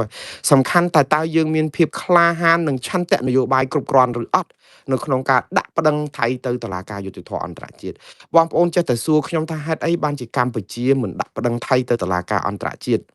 ហើយខ្ញុំចេះតែសួរបងប្អូនវិញថាហេតុអីបងប្អូនមិនទៅសួររដ្ឋាភិបាលកម្ពុជាព្រោះរឿងនេះរឿងរដ្ឋាភិបាលកម្ពុជាទី1គឺប្រទេសហត្ថលេខីនៃលក្ខន្តិកៈក្រមរងជាសមាជិករបស់តុលាការយុត្តិធម៌អន្តរជាតិជាសមាជិករបស់តុលាការព្រហ្មទណ្ឌអន្តរជាតិយើងមានសិទ្ធិស្របច្បាប់គ្រប់យ៉ាងជាសមាជិកជាអីជាប្រទេសហត្ថលេខីនៅយើងនិយាយទៅគឺយើងប្តឹងគេបានគ្រប់យ៉ាងយើងអត់មានបញ្ហាអីទាំងអស់តែយើងអត់ព្រមប្តឹងយើងទុកឲ្យប្រជាពលរដ្ឋចេះតែឆ្ងល់ថាហេតុអីបានជាអញ្ចឹងហើយនៅក្នុងពេលដែលមិនព្រមប្តឹងហ្នឹងចេញសារអញ្ចឹងដូចលោកតាន់Jean Françoisអញ្ចឹងគឺមកធ្វើដូចថាយើងនឹងជាជនរងគ្រោះគឺថាចូលរួមមកគេថាកតេលធំមកបន្លំដេកគេដែរយើងចូលមកអានីលដេកជាមួយនឹងជនរងគ្រោះធ្វើយើងនឹងជាជនរងគ្រោះទាំងខ្លួនឯងដឹងខ្លួនដែរថាមានចំណេះជំនាញផ្នែកច្បាប់ផ្នែកលោកវិភាគរឿងភូមិសាស្ត្រនយោបាយរឿងអីនឹងច្រើនណាស់បញ្ញាញាណរបស់លោកនេះមានលឹះប្រជាពលរដ្ឋខ្មែរដែលសាមញ្ញច្រើនណាស់ខ្ញុំនិយាយឲ្យស្មោះត្រង់មិនបានភាគផលតូចមួយនៃលោកតាន់ហ្វ្រង់ស្វ័រដែលជាអ្នកដែលធ្វើកិច្ចការនៅក្នុងផ្នែកភូមិសាស្ត្រនយោបាយនេះលំអិតណាស់ខ្ញុំក៏ធ្លាប់ស្ដាប់អត្ថបទវិភាគបកស្រាយរបស់លោកច្រើនណាស់ទទួលឥទ្ធិពលពីការចំណេះដឹងពីការដែលបកស្រាយរបស់លោកច្រើនប៉ុន្តែឥឡូវខកចិត្តមែនតើខកចិត្តនឹងមានបញ្ញវន្តមកបន្លំធ្វើជាជនរងគ្រោះហើយអត់ព្រមត្អូញត្អែរឿងនេះទៅរដ្ឋាភិបាលខ្លួនឯងដើម្បីឲ្យជួយដាក់ពាក្យប្តឹងទៅតុលាការយុត្តិធម៌អន្តរជាតិមកនិយាយធ្វើជាលំបាកហូរទឹកភ្នែកដូចយើងដែលកំពុងតែលហេមលហាមគ្រប់គ្នាដែរតែអញ្ចឹងទៅប្រជាពលរដ្ឋលោកខកចិត្តមិនដឹងមានសង្ឃឹមអីឥឡូវយើងសង្ឃឹមអីនៅពេលដែលសង្ឃឹមលើរដ្ឋាភិបាលឲ្យដាក់ពាក្យប្តឹងឥឡូវមន្ត្រីបញ្ញវន្តនៅក្នុងជួររដ្ឋាភិបាលបែរទៅជានិយាយថារដ្ឋាភិបាលថៃរំលោភច្បាប់ជាតិអន្តរជាតិរំលោភអីយកច្បាប់អន្តរជាតិទ្រាំអង្គុយប៉ុន្តែអត់មានស្នើថានេះគឺជាវេលាដើម្បីដាក់ប្តឹងទៅគេអីអត់តែអញ្ចឹងនិយាយមកបើសិនជាលោកថាចង់ឲ្យរឿងមុនមានលិខិតចំហឯណានោះទៀតមានរដ្ឋាភិបាលមួយដែលជាអ្នកដែលលោកបានធ្វើការបើថាពីមុនលោកជាប្រធានវិទ្យុរបស់ព័ត៌មានបារាំងអន្តរជាតិ RFE មិនមានក្របខ័ណ្ឌរដ្ឋាភិបាលអីខ្ញុំមិនសូវថាអីទេព្រោះអីយើងជាអ្នកផ្សាយព័ត៌មានបានតែលិខិតចំហអញ្ចឹងទៅតែឥឡូវមានចំហអីលោកចូលដល់ក្នុងផ្ទះរបស់នាយករដ្ឋមន្ត្រីអីហ្នឹងលោកទៅធ្វើការជាមួយលោកហ៊ុនម៉ាណែតអីហ្នឹងចុះហេតុអីមិននិយាយប្រាប់លោកហ៊ុនម៉ាណែតថាណាសម្ដេចយើងមានឱកាសប្តឹងគេតោះប្តឹងទៅច្បាប់នេះអីចឹងទៅហើយចឹងគេចំណេញនយោបាយប្រើអាសាមួយធ្វើឲ្យប្រជាពលរដ្ឋខ្មែរវល់អស់ដឹងថាចំមន្ត្រីយើងមិនអញ្ចឹងគាត់ជាបញ្ញវន្តដែរចឹងគាត់នៅក្នុងជួររដ្ឋាភិបាលគាត់ស្រែកជាជនរងគ្រោះដូចយើងដែរចឹងយើងទៅពឹងអ្នកណាឲ្យប្រកាសគេរដ្ឋាភិបាលមានសិទ្ធិប្តឹងឯមិនចឹងអញ្ចឹងរឿងនេះគឺជារឿងរកម្មចិត្តណាស់យើងប្រឡំមកដេកដួលកតេលធំប្រឡំដេកជាមួយប្រជាពលរដ្ឋជនរងគ្រោះធ្វើដូចជាកូនអ្នកស្រុកដែលកំពុងលំបាកវេទនាដូចយើងដែរហើយដល់អញ្ចឹងយើងទៅពឹងអីដែលយើងគេពឹងអស់លោកនេះហើយបងប្អូនសួរខ្ញុំស្ដាប់ប្រសាសន៍របស់លោកសៀនពេញសែដល់ការលោកនៅរស់កាលពីខួប20ឆ្នាំនៃកិច្ចព្រមព្រៀងសន្តិភាពទីក្រុងប៉ារី20ឆ្នាំបានន័យថាឆ្នាំប្រហែលជា2011អញ្ចឹងហើយបងប្អូន2011ព្រោះឥឡូវកិច្ចព្រមព្រៀងសន្តិភាពទីក្រុងប៉ារីមានអាយុ30ឆ្នាំជាងហើយ35 36ឆ្នាំហើយ45ឆ្នាំហើយរួចទៅកាលពីខួប20ឆ្នាំហ្នឹងលោកសៀនពេញសែពេលដែលឆ្លងជាមួយនឹងការសម្ភាសរបស់វិទ្យុអាស៊ីសេរីនៅពេលនោះកាលនោះខ្ញុំអត់តន់ចូលធ្វើការនៅវិទ្យុអាស៊ីសេរីទេព្រោះ2011ខ្ញុំចូលធ្វើការនៅវិទ្យុអាស៊ីសេរីនេះឆ្នាំ2016 បាទខ្ញុំដូច្នេះ5ឆ្នាំក្រោយមកខ្ញុំស្ដាប់បទសម្ភាសន៍លោកសៀនពេញសែនដែលជាមន្ត្រីកិច្ចការព្រំដែនមួយដែលដឹងរឿងច្រើនពីរឿងព្រំដែនដូចលោកអ៊ុំសំអានដែរហ្នឹងគាត់និយាយថាបញ្ហាព្រំដែននេះគឺវាមានបញ្ហាជាមួយប្រទេសវៀតណាមមានអាសន្ធិសញ្ញាបំពេញបន្ថែមសន្ធិសញ្ញាអីហ្នឹងដែលធ្វើឲ្យកម្ពុជាមានបញ្ហារឿងដីរឿងធ្លីនឹងច្រើនជាមួយវៀតណាមហើយបើសិនជាបកស្រាយបើតាមក្របខ័ណ្ឌនៃច្បាប់អន្តរជាតិឬក៏សន្ធិសញ្ញាអន្តរជាតិអីវាច្រើនតែបានដីអស់ហ្នឹងមកខ្មែរវិញហើយអញ្ចឹងនៅពេលដែលមានរឿងជាមួយថៃនេះគេឲ្យមានមន្ទិលស្ដាប់ទៅប្រសាសន៍របស់លោកសៀនពេញសែដូចជាគិតថាចុះបើសិនជាប្តឹងថៃសាររឿងព្រំដែន800គីឡូម៉ែត្រចុះបើរឿងព្រំដែនខាងកើតវាមិនវិញទៅចុះបើញ៉ែអញ៉ៃទៅវាមានរឿងទាំងកើតទាំងលិចអីទៀតទៅអានេះគ្រាន់តែជារឿងប្រជាពលរដ្ឋសង្ស័យខ្ញុំអត់មានចម្លើយទេបងប្អូនខ្ញុំនិយាយស្មោះត្រង់ខ្ញុំអត់មានចម្លើយត្រង់ថាដងដាវនៅលើកម្ពុជាយើងមិនព្រមប្តឹងគេហើយយើងចាំអីគេទៀតខ្ញុំអត់យល់ដែរដល់អញ្ចឹងទៅចេះតែធ្វើឲ្យបងប្អូនសួរច្រើនទៅខ្ញុំថាទៅស្ដាប់លោកសៀនពេញខ្សែវិញមើលកេងឡូអាចនឹងជាចំណេះជំនាញអីបន្ថែមទៀតដឹងហើយវាតាក់តងនឹងព្រំដែនខាងកើតដែរហើយព្រោះអញ៉ៃអញ្ចឹងទៅបើខាងលិចអីគេប្តឹងទៅតុលាការយុតិធធម៌អន្តរជាតិចុះបើសាររើព្រំដែនខាងកើតដែរទៅវាច្បោកច្បល់ប៉ុណ្ណាអញ្ចឹងចរចាគ្នាសិនទៅហ៎បើបានរួចទៅកុំឲ្យវារសើបអីអញ្ចឹងទៅខ្ញុំអត់ដឹងដែររឿងនេះគឺជារឿងរកម្មចិត្តគ្រាន់តែថាអ្វីដែលរដ្ឋាភិបាលកម្ពុជាធ្វើឲ្យមិនព្រមប្តឹងថៃឲ្យចេះតែនៅថាខ្លួនជាជនរងគ្រោះគ្រប់ពេលហ្នឹងធ្វើឲ្យប្រជាពលរដ្ឋខ្លួនឯងក៏ច្បោកច្បល់ដែរគ្មានរដ្ឋាភិបាលណាលើលោកគេធ្វើអញ្ចឹងទេប្រជាពលរដ្ឋវល់រកចម្លើយគ្មានទិសដៅមន្ត្រីនៅក្នុងរដ្ឋាភិបាលបន្លំធ្វើជាជនរងគ្រោះដែរហើយអត់ព្រមប្រឹងប្តឹងធ្វើចេញសារធ្វើឲ្យប្រជាពលរដ្ឋច្បោកច្បល់នៅពេលដែលបញ្ញវន្តធ្វើឲ្យមានសារច្បោកច្បល់មានបញ្ញវន្តមួយរូបទៀតច្បោកច្បល់ជាងលោកតាន់ហ្វ្រង់ស្វ័រនឹងទៅទៀតគឺលោកបណ្ឌិតកិនភៀហើយថ្ងៃនេះខ្ញុំលើកយកលោកបណ្ឌិតកិនភៀមកមិនមែនបានន័យថាចង់រិះគន់លោកបណ្ឌិតកិនភៀទេសូមកោតសរសើរលោកបណ្ឌិតកិនភៀដោយស្មោះអស់ពីដួងចិត្តបាទឥឡូវព័ត៌មានអន្តរជាតិម្ដងបងប្អូនគឺថ្ងៃនេះយើងដឹងថាលោកត្រាំប្រើពាក្យថាសំទោសប្រេងឆៅនៅលើពិភពលោកឡើងថ្លៃដល់$105ចង់ឡើងលើសហ្នឹងឯង105ទៅ$106ទៀតហើយបងប្អូនមួយធុងជាប្រេងឆៅពីមុនបាញ់គ្នានៅអ៊ីរ៉ង់ហ្នឹងប្រេងឆៅគឺមួយធុងតែ$60ទៅ$70ទេដូច្នេះតម្លៃនេះគឺវាឡើងខ្លាំងហើយមូលហេតុដែលឡើងខ្លាំងនេះគឺដោយសារតែអានៅច្រកHormuz ដែលជាច្រកដឹកប្រេងចេញប្រហែលជា20%នៃប្រេងដែលនាំចេញទៅលើទូទាំងពិភពលោកហ្នឹងត្រូវបានអ៊ីរ៉ង់បិទហើយអ៊ីរ៉ង់បិទនេះគឺបានន័យថាអ៊ីរ៉ង់ខូចចេះថានិយាយថាខូចក៏បានដែរអ៊ីរ៉ង់ខូចមួយយ៉ាងឆ្លាតមួយយ៉ាងព្រោះច្រក Hormuz ហ្នឹងគឺជាច្រកឆ្លងកាត់ដែនអធិបតេយ្យរបស់អ៊ីរ៉ង់ហើយកប៉ាល់ទាំងអស់ហ្នឹងអ៊ីរ៉ង់បាញ់មួយណាក៏បានដែរហើយឥឡូវអ៊ីរ៉ង់បាញ់តែចេះទៀតមន្ត្រីការទូតអ៊ីរ៉ង់ថាបាញ់តែកប៉ាល់ណាដែលដឹកប្រេងឲ្យអ៊ីរ៉ាក់សំទោសឲ្យអ៊ីស្រាអែលនិងអាមេរិកឬក៏សម្ព័ន្ធមិត្តអាមេរិកប្រទេសណាផ្សេងទៀតក្រៅពីសម្ព័ន្ធមិត្តអាមេរិកឬក៏អ៊ីស្រាអែលគឺអ៊ីរ៉ង់អត់បាញ់ឯកប៉ាល់ប្រេងហ្នឹងអញ្ចឹងអ៊ីរ៉ង់គេអះអាងថាគេអត់បិទទេច្រកហ្នឹងគេបិទតែសម្រាប់កប៉ាល់ដឹកប្រេងឲ្យអាមេរិកអ៊ីស្រាអែលនិងសម្ព័ន្ធមិត្តអញ្ចឹងបានន័យថាប្រទេសទាំងអស់ហើយនៅតំបន់ឈូងសមុទ្រពាក់ហ្នឹងគឺសិតតែជាសម្ព័ន្ធមិត្តរបស់អាមេរិកទាំងអស់ហ្នឹងហើយអញ្ចឹងបិទបានន័យដូចបិទទាំងអស់ដែរតែអ៊ីរ៉ង់ថាគេអត់បិទទេដូច្នេះហើយបានជាលោកត្រាំម្សិលមិញនេះគាត់អំពាវនាវទៅប្រទេស7ឲ្យជួយបញ្ជូនគេហៅថានាវាចម្បាំងទៅជួយការពារតំបន់ហ្នឹងជាមួយនឹងអាមេរិកហើយពុំមានទៀតថាអ្នកណាអត់ជួយចាំមុខទុកព្រោះម៉ោងនេះអាមេរិកត្រូវការជួយព្រោះមិនមែនដឹកប្រេងតែអាមេរិកទេដឹកប្រេងប្រទេសទាំងអស់នោះដែរកុំយករួចខ្លួនប៉ុន្តែមកដល់ម៉ោងនេះគឺប្រទេសជាច្រើនស្ទាក់ស្ទើរនៅក្នុងការដែលប្រកាសថាព្រមជួយលោកត្រាំណាស្ទាក់ស្ទើរហ្នឹងគឺយើង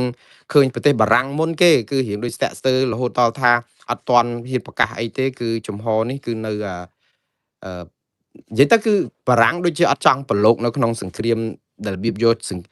គេហៅថានាវាចម្បាំងមិនខ្ទាស់អីទេប៉ុន្តែអត់ចង់ដឹកនាវាចម្បាំងរបស់ខ្លួនចូលទៅការពារ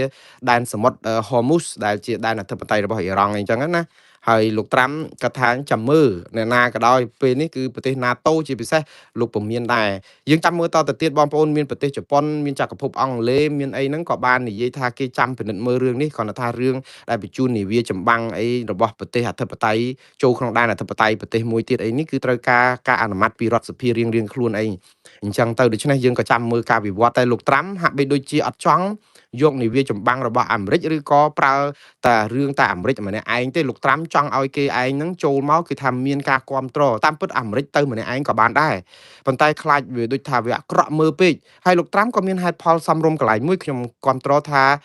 ចុះប្រេងដឹកមកគ្រប់ប្រទេសហេតុអីបានជាឲ្យអាមេរិកតែម្នាក់ឯងទៅវាយការពារអ៊ីរ៉ង់កុំឲ្យបាញ់នាវានឹងបើកច្រកនឹងឲ្យប្រទេសទាំងអស់នៅលើពិភពលោកដឹកប្រេងចេញពីនឹងបានសម្រាប់ចិនសម្រាប់អីហើយចិនក៏ហាក់បីដូចជាស្ទាក់ស្ទើរនៅក្នុងរឿងនេះដែរហើយតែប្រេងក៏ដឹកទៅចិនច្រើនដែរអញ្ចឹងមានប្រទេសច្រើនណាស់ដែលនេះនឹងកំពុងតែជជែកគ្នាទៅហើយក្នុងពេលជាមួយគ្នានឹងគឺអាមេរិកចង់ឲ្យអ្នកទាំងអស់នោះពាក់ព័ន្ធដូច្នេះហើយបានជាប្រេងវានៅឡើងថ្លៃនៅឡើយដោយសារអីវាស្ទះអានាវាដឹកប្រេងតែនៅពេលនេះមានប្រទេស32នៅលើពិភពលោកដែលជាអាជ្ញាធរភ្នាក់ងារប្រេងអន្តរជាតិហ្នឹងគេបានបញ្ចេញប្រេងបំរុំទុកគេច្រើនណាស់អ្នកខ្លះ7លានធុងអ្នកខ្លះ8លានធុងអីចឹងដើម្បីបញ្ចេញមកដើម្បីឲ្យទីផ្សារហ្នឹងកុំឲ្យវាខ្វះប្រេងច្រើនពេកដូច្នេះមានការជួយជ្រោមជ្រែងច្រើនអញ្ចឹងតម្លៃប្រេងនេះវាឡើងខ្ពស់ឬទាបឬក៏ថេរឬក៏បណ្ណាទៀតគឺវាអាស្រ័យទៅលើច្រក Hormuz និងការបញ្ចេញប្រេងបន្ថែមហ្នឹងតើបានយូរប៉ុណ្ណាជាស្តុកអ្នកខ្លះអស់ស្តុកប៉ុណ្ណាកម្ពុជាយ៉ាប់ជាងគេព្រោះ21ថ្ងៃឥឡូវដូចមួយអាទិត្យដាច់ផឹងហើយនៅសល់តែ2អាទិត្យទៀតទេបើអត់ប្រេងអត់អីហ្នឹងទៀតយើងនឹងឡើងកប់ពពកឲ្យយើងនឹងខ្វះខ្លាំងណាស់ពួកយើងប្រាប់ថាយើងមានតែ21ថ្ងៃឥឡូវដូចជាខ្វះបដាហើយដូច្នេះរឿងនេះគឺជារឿងដែលយើងតាមដានស្ថានភាពពិភពលោកទៀតហើយខ្ញុំនៅតែជឿជាក់ថាពេលណាមួយបើប្រទេសសម្ព័ន្ធមិត្តរបស់អាមេរិកឬក៏ប្រទេសដទៃទៀតមិនចូលរួមនៅក្នុងការយកនាវាចម្បាំងទៅទប់នៅច្រកកន្លែង Hormuz រឿងនាវាចម្បាំងហ្នឹងគឺអាមេរិកស្នើឲ្យអ្នកដែលមាននាវាដូចថារាវមីនពួកអ៊ីរ៉ង់ដាក់មីនច្រើននៅច្រកហ្នឹងឲ្យមកជួយគ្នាទៀតបើអត់ទេអាមេរិកនឹងប្រើយន្តការខ្លួនឯងចូលទៅជាមួយអ៊ីស្រាអែលអីចឹងទៀតប៉ុន្តែអាមេរិកគិតសំរុំដែរថាហេតុអីបានជាកាទៀវមកតុកឲ្យតែមកចេញលុយតែម្នាក់ឯងវាគួរតែមានប្រទេសទាំងអស់ហ្នឹងមកចូលរួមដោះស្រាយដែរឲ្យវាមានភាពយុត្តិធម៌ហើយកុំឲ្យគឺអាមេរិកផ្ដាច់ការតែម្នាក់ឯងចឹងណាហើយរឿងនេះយើងតាមដានតទៅប៉ុន្តែរឿងមួយគឺរឿងចរចាអាមេរិកបានប្រាប់ទៅអ៊ីរ៉ង់ថាអត់មានទេការចរចានៅពេលនេះដោយសារតែអាមេរិកអត់ទាន់ត្រៀមខ្លួនចរចាទេព្រោះការចរចាអីក៏ដោយអាមេរិកប្រាប់ថាអ៊ីរ៉ង់បើអត់ព្រមឈប់ផលិតអាវុធបរមាណូឬរំលាយចោលកម្មវិធីផលិតបរមាណូនឹងទេមិនបាច់ចរចាទេហើយអ៊ីរ៉ង់នៅតែចង់ចិញ្ចឹមចិត្តថានៅទុកបរមាណូនឹងអញ្ចឹងអត់មានការចរចាអីកើតទៀតទេឃើញមានអូម៉ង់ហើយនឹងប្រទេសអេស៊ីបអីអញ្ចឹងទៅជាមេនដាលកញ្ញាកដាលអីខំជួយសម្របសម្រួលបានបន្តិចបន្តួចដែរប៉ុន្តែសំខាន់គឺអាមេរិកអត់តន់ព្រមដូច្នេះរឿងនេះគឺវានៅអាចប្រហែលសប្តាហ៍តទៅទៀតនៅក្នុងការសង្គ្រាមជាមួយនឹងអ៊ីរ៉ង់ព្រោះអ៊ីរ៉ង់សប្តាហ៍ថ្ងៃនេះនៅសល់តែគ្រាប់ផ្លោងបាញ់ពីក្នុងដីដើម្បីទៅដូចជាពលានយន្តហោះដូចបៃអីចឹងឬក៏ប្រើ drone ប្រើអីទេប៉ុន្តែប្រព័ន្ធការពារអាកាសប្រព័ន្ធអីហ្នឹងគឺវាខ្ទេចខ្ទីអស់ហើយអា drone ឬក៏អាគ្រាប់មីស៊ីលដែលបាញ់ទៅប្រទេសជាសម្ព័ន្ធមិត្តរបស់អាមេរិក90%ជាងហើយត្រូវបានប្រព័ន្ធចាប់កញ្ជ្រួចហ្នឹងគេចាប់បានវាមានធ្លាក់ខ្លះត្រូវខ្លះដែរប៉ុន្តែគេចាប់បានស្ទើរតែទាំងអស់ដូច្នេះអ៊ីរ៉ង់ហ្នឹងក៏មិនមានឥទ្ធិពលអីនៅក្នុងការដែលទៅបាញ់សន្ធាប់ទៅប្រទេសទាំងនោះអីបានទៀតដែរអញ្ចឹងនៅតែដោះស្រាយតែច្រក Hormuz នេះមួយទៀតបានជោគជ័យសង្គ្រាមនេះអូបន្លាយយូរប៉ុណ្ណាក៏អាមេរិកអត់មានបញ្ហាអីដាក់ឲ្យតែថ្លៃប្រេងនេះចុះថោកកុំឲ្យគេបន្ទោសអាមេរិកនិងអ៊ីស្រាអែលរឿងថាឆ្លោះគ្នាមួយអារម្មណ៍ធ្វើឲ្យថ្លៃប្រេងឡើងថ្លៃអញ្ចឹងលោកត្រាំចង់ធ្វើយ៉ាងម៉េចឲ្យថ្លៃប្រេងនឹងចុះថោកដើម្បីស្អំចិត្តប្រជាពលរដ្ឋកុំឲ្យរករឿងគាត់រឿងថាដោយសារតែគាត់ទៅវាយអ៊ីរ៉ង់ហ្នឹងបានតែប្រេងឡើងថ្លៃអានេះគឺជារឿងនយោបាយដែរហើយក្នុងពេលជាមួយគ្នាហ្នឹងអាមេរិកក៏ចំណេញកប់ក្រោងដែរព្រោះចាប់ផ្ដើមផលិតបញ្ចេញប្រេងរបស់ខ្លួនហ្នឹងយកទៅលក់ក្នុងទីផ្សារទៅក៏បានប្រាក់កម្រៃយ៉ាងច្រើនហើយមានបើករោងចក្រចម្រាញ់ប្រេងអីនៅលើទឹកដីអាមេរិកនៅរដ្ឋតិចសាសដែលមានតម្លៃរហូតដល់រាប់រយពាន់លានដុល្លារអីទៀតផងបាទនេះគឺជារឿងលើពិភពលោកហើយមួយទៀតគឺតកតងនឹងអឺខ្ញុំថាដូចជាអស់ហើយរឿងពិភពលោកនេះខ្ញុំនឹងផ្សាយបន្តតាមដានព័ត៌មានទៀតដោយសារតែថ្ងៃនេះថ្ងៃច័ន្ទផងបងប្អូនហើយខ្ញុំដល់ពេលដែលត្រូវទៅធ្វើការបើសិនជាមិនធ្វើការចូលធ្វើការឥឡូវអាចនៅផ្អែមបន្លែទេប៉ុន្តែបងប្អូនខ្លះថាប៉ុណ្ណឹងក៏បានដែរព្រោះអីគាត់ថាចង់ឲ្យខ្លីខ្លឹមតែជាមួយនឹងបង្អែមលាងមាត់ហ្នឹងគឺថាវារពេលនិយាយខ្លីអត់បានសោះបងប្អូនវាត្រូវតែវិភាគត្រូវការថែមការសង្កេតអីអញ្ចឹងជាជាងយកមកអង្គុយសូត្រអានព័ត៌មានអីចឹងទៅអស់អីត្រឹមប៉ុណ្ណឹងហើយបងប្អូនខ្លះសួរខ្ញុំថាចុះអត់មានឃើញផ្សាយពីករណីឃាតកម្មដែលមានបរិសម្នាក់ទៅបាញ់ស្ត្រីម្នាក់ដែលជាចិត្តជាគូតដឹងរបស់មន្ត្រីក្រសួងប៉ូលីសណានគរបាលណានោះនៅក្នុងផ្ទះនោះហើយរួចបាញ់សម្លាប់ខ្លួនឯងខ្ញុំច្រើនពេកបងប្អូនខ្ញុំផ្សាយមិនអស់ទេហើយណាមួយរឿងក្រុមគ្រួសាររឿងស្នេហារឿង អីនេះនឹងវាច្រើនណាស់យើងនៅមានរឿងជាតិច្រើនណាស់បងប្អូនទៅមើលព័ត៌មានអីផ្សេងនឹងធ្វើបានទៅបង្អែមលាងមាត់សុំធ្វើតែជាបង្អែមលាងមាត់បានហើយតែច្រើនពេកទៅសាច់ខ្លែមផងទៅអីផងអាចនឹងទទួលយកមិនអស់ទេតែបងប្អូនផ្ញើសារផ្ញើអីមកសួរនាំអីនឹងខ្ញុំរីករាយសប្បាយប៉ុន្តែកន្លែងខ្លះវាច្រើនពេកខ្ញុំផ្ដោតមិនអស់ទេសុំរក្សាតម្លៃជាបង្អែមលាងមាត់ដដែលមិនមែនជាអាហារ8មុខទេបងប្អូនប៉ុន្តែបើមានកន្លែងណាដែលអាចលេីបានក៏ចេះតែធ្វើតាមសំណូមពរប៉ុន្តែភាគច្រើនខ្ញុំចង់ផ្ដោតទៅលើបញ្ហាអាយុជីវិតរបស់ជាតិយើងតាក់ទងនឹងសិទ្ធិមនុស្សប្រជាធិបតេយ្យរឿងនយោបាយអីហ្នឹងឲ្យច្រើនរឿងគ្រួសាររឿងលើក្រែរឿងអីហ្នឹងសុំទុកឲ្យពួក MMO អីគេបានទទួលទានផ្សព្វផ្សាយអីចោះបាទហើយទៅគ្រប់គ្រងពួកគាត់ផងចោះអរគុណច្រើនបងប្អូនខ្ញុំសូមជម្រាបលាត្រឹមប៉ុណ្្នឹងរាត្រីសួស្ដីបងប្អូននៅស្រុកខ្មែរអរុនសួស្ដីបងប្អូននៅឯទីក្រុងឡុងបិចនិងទីផ្សេងដែលថ្ងៃរះបាទសូមជម្រាបលាជួបគ្នានៅរាត្រីនេះបន្តទៅទៀតបាទសូមអរគុណ